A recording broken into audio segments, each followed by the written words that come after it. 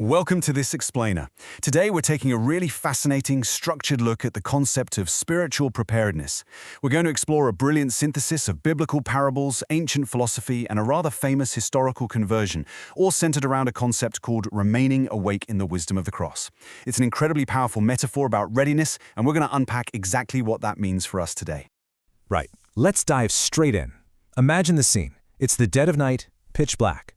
Suddenly, the midnight cry rings out. This is the dramatic opening of the parable of the 10 virgins. We have 10 women waiting for a bridegroom. 5 are totally ready to go, but the other 5 are plunged into sudden darkness when their lamps flicker and completely die out. The urgency here is palpable, isn't it? It perfectly sets the stage for everything we're about to cover. Section 1. The Parable of the 10 Virgins and the Unlit Lamps. The stakes in this parable are absolutely massive. The foolish virgins desperately begged to borrow oil, but they're flatly refused. Why? Because true spiritual preparedness simply cannot be shared at the very last minute. You've either got it or you don't. So what actually is this oil? Well, according to traditional Christian interpretation, it represents the interior life of grace, a vibrant faith and active works of charity. The bridegroom represents Christ, and his delayed arrival reflects our current earthly journey. Basically, keeping your lamp lit means you're constantly filling it with love and good works, ensuring you aren't caught off guard by spiritual indifference. Section 2. Worldly versus divine wisdom. This brings us to a really fascinating paradox from St. Paul's first letter to the Corinthians. He writes that the message of the cross seems like absolute foolishness to a perishing world, but to those being saved, it is literally the power of God. It completely upends our standard human metrics for success, logic, and foresight. On one side, we have divine wisdom, which requires a daily, total reliance on God's grace and sovereignty. On the other, worldly foresight, which relies heavily on outward appearances and a sense of total self-sufficiency. The foolish virgins relied on worldly foresight. They just assumed they had plenty of time.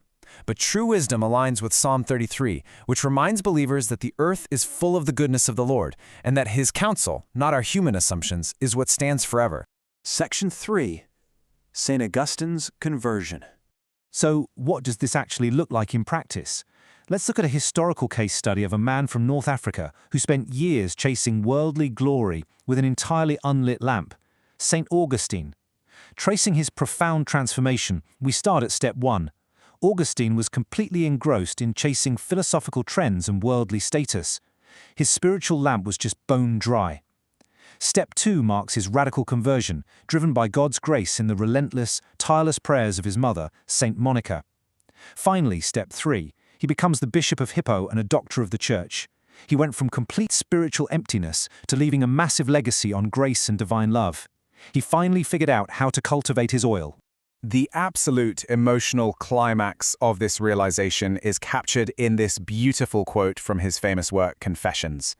Late have I loved you, O beauty ever ancient, ever new. Late have I loved you. Just let that sink in for a second. Augustine finally realized that the oil of faith isn't something you can just buy or manufacture on the surface. It's cultivated deep inside a heart that is centered entirely on God. Section 4. Trimming your modern lamp. Bringing this powerful metaphor crashing right into the 21st century, we really have to ask ourselves, just how easy is it to let our own routine faith run dry today?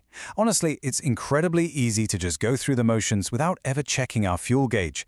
We're constantly bombarded by distraction. We face a growing tide of secularism, creeping spiritual apathy, and the frankly overwhelming weight of modern anxieties.